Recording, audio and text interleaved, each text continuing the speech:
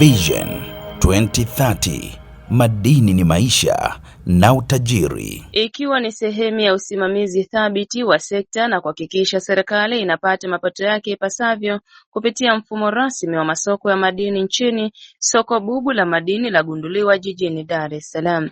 Waziri wa Madini Mheshimiwa Anthony Mavunde amesema hayo tarehe 9 Agosti 2026 wakati akizungumza na waandishi wa habari jijini Dar es Salaam na kubainisha kuwa zaidi ya watuhumiwa 14 wamekamatwa kwa tuhuma za kujihusisha na vitendo vya utoroshaji wa madini na watafikishwa kwenye vyombo vya sheria hivi karibuni. Amesema hawa wenzetu pamoja na serikali kuwezesha masoko na vituo vya ununuzi vilivyosambaa nchi nzima, wao wameona waje kupanga nyumba na kuigeuza soko la madini ambapo ni kinyume na sheria.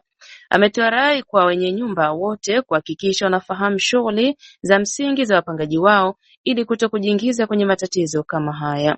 Amesema watafanya ukaguzi maalum kwenye baadhi ya maeneo ya jiji la Dar es Salaam na mikoa mingine kubaini hizi nyumba zinazotumika kama soko la madini na kuwa chanzo cha utoroshaji wa madini. Aidha, Waziri Mavunde amesema kwa taarifa za awali raia mmoja wa kigeni anahusishwa na kitendo hicho cha kuwezesha utoroshaji wa madini nje ya mfumo rasmi na amedhibitiwa.